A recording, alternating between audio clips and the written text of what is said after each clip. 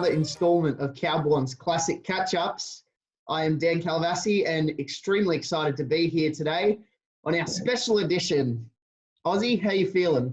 Mate, I'm good, but I just want to find out why you're so excited. I'm obviously pretty excited because I got a wingman here and they're delicious.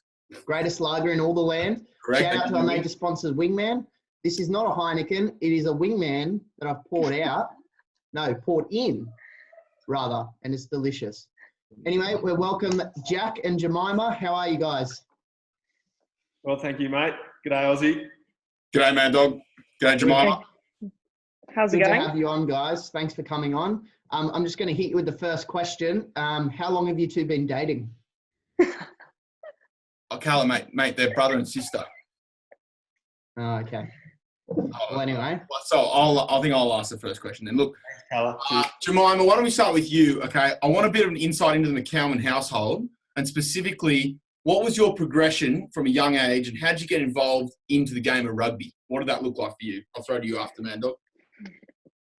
So it looked like about, 18 years of life of me watching Jack play footy and standing on the sidelines, footy mole all through high school. And I think I played a tiny bit of rugby when I was like 6 or something, but very quickly they stopped letting girls play. And so my school introduced sevens when I was in year 12. So I sort of got back into footy that way. And then obviously joined. How'd you find sevens relative to 15s? Did you prefer it or? Yeah. So when I first came to Sydney Uni, I was like, stuff this, I'm not playing 15s. I'll go to their trainings, but I'm not bloody well playing. The girls are too big and the games are too long. And was, super confident that it was sevens that I wanted to play. And I reckon 2 games into 15s, I was like, yeah, I'm not too worried about sevens anymore. What changed for you? What do you reckon it was? I just find the 15s game is obviously so much more complex. And I mean, it took me a good year and a half / still learning how to play to work out exactly what the rules are. But I find that complexity just so much more interesting. Yeah. Plus, you don't feel like dying on the field 24/7. Are you a winger? Aren't you a winger? Yeah. What do you mean complexity? You stand out there, catch the ball and run. No, we have no idea. It's as simple as it gets. Yeah, but you're going to watch the game in front of you. And 3/4 of the time, I didn't know what was happening. Great. Well, fair enough. What about you, Mad Dog? How did you get into the rugby sphere? Just young age, mate. Dad played it. I used to go and watch the Cumnock Stallions play when I was a young fella. That's the first Cumnock shout out. How many more will we get? I've got about 6 more coming, mate. Wait till we start talking about farming. And just, I don't know, played it from a young age, 6, and Dad was the coach, and throughout school and obviously coming out of school, it was just, I'd be studying or I'd be going to school and I'd be playing footy. So it was always doing something in my life and footy. So, yeah. Well, you guys have obviously, Jack, you've obviously been playing your whole life. You've obviously been floating around it a lot, Jemima. So, Jemima, what's like the most special moment you've had on the field? Something that springs to mind. On the field, 100%. Just the entire of last year's grand final. I wouldn't say there's one specific. I mean, every moment you get to run near Gracie Hamilton and get an offload of her if she decides not to run it the whole way. That's always good fun. But yeah, just the whole 2019 grand final is probably the most special moment. Yeah, that's awesome. What about you, Dog? Got a couple. Last year's grand final beating East out at Bankwest. That was a good final series, but it's probably hard to go past 3 from 3 in 2015. That entire Colts group was, it was always a good group, but just that weekend of going down at foreshore and 3 teams playing Randwick and 3 wins against Randwick. First and third Colts, we probably weren't meant to win that day.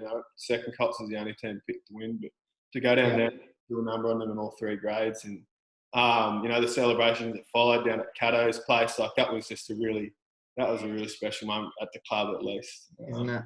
I think it's our 5-year anniversary. Yeah, we've got a reunion to along with you. So. Goodness gracious. Yeah. For sure. And Blakehurst, great part of the world. The best. Blakehurst. Locations, yeah. Yeah, for sure. And now we've obviously had some great memories on field. But let's move a bit off field now. You're obviously siblings, or I just found out. I thought you were lovers. Anyway, can you, Jack, tell us something that we don't know about Jemima? Don't know about Jemima. She's mine was the third child, so she's viciously competitive. Yeah, more so than you. Hey, yeah, more Also, competitive than me, more aggressive than me. Would Josh Swagger agree with the way he cleared him out that last training? Josh Rogers' ribcage would disagree with what's that yarn? Oh, Mad Dog just deleted him, full stop. Anyway, continue.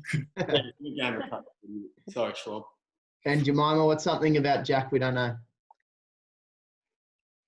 Oh, I think everyone knows everything about Jack at this point. He's so part of the club. I'm just wondering how mean to be as a sibling.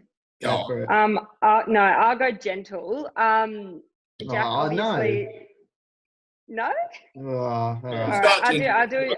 I'll do a fun story about Jack. Is last year, Mad Monday, I sort of said to Jack, "Hey, like, I know you're having a big weekend of drinking. I want to look after you.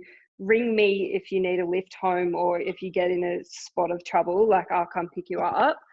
I'm not drinking tonight." Anyway, Jack's idea of a spot of trouble was running out of alcohol. So I got the call at 2 a.m.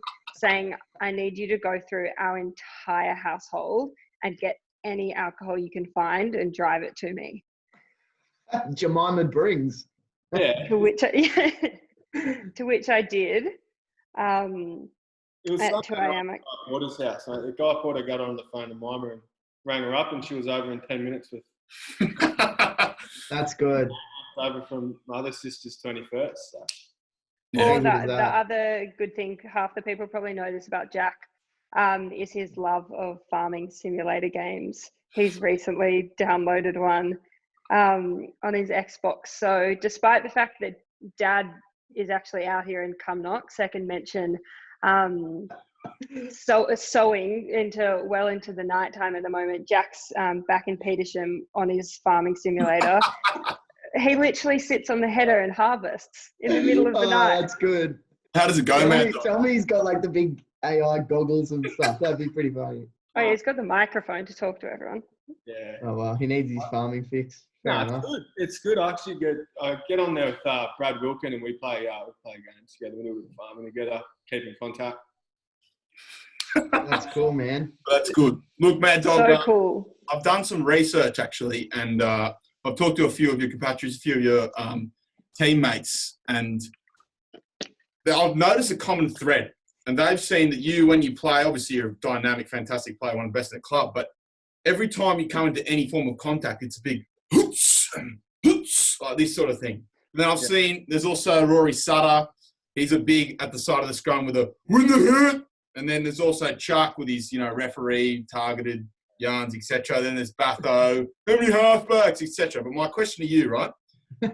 If you could pick your favourite catchphrase of any uni player in the club, what would it be? And who's saying it? You can think about it for a bit if you like. Yeah. That was very good, Ozzy. Well done. You're welcome. You kind of got one of them there. Rory Sutter, every scrum without fail, win the fucking hit. And at the top of his voice too. Like you can hear him from a mile away. That Cal is always good for fucking come on dog. Anything with dog in it. Come on, dog, come on. That's a good one. Yeah, no, I make a bit of noise going into contact, tackling from the sternum, but I reckon Tom Wilson, big horse. Horse. He's good for letting a bit of steam out of his mouth when he goes into contact too. So Absolutely. They go horse or Sutter. Yeah, fair enough. What about you, Jemima? Is there anyone in the women's club that has a particular catchphrase or? Oh yeah, she'll kill me if I don't mention Cesar and her "Can I get a howser?" I think that's it. I can't even say it as well as her, so obviously. Or she loves that one. Or Holly Finesse in her very white girl voice saying "Let's go" is always a good one. Let's go. Shockers, that's a big oh no from CalBorne's classic catch-up. Anyway, on that note, we're going to leave it there. Thanks heaps for coming on, guys. Jemima, enjoy the farm. Go jump on a header. And Jack, go jump on your laptop and pretend you're still a farmer, mate. Ozzy, thanks for coming on. Enjoy Freedom Friday as it is known. Tomorrow, restaurants open back up. Hope you're all well. And up the students. Up the students. Thanks so much, guys. Up the students. Thanks, guys.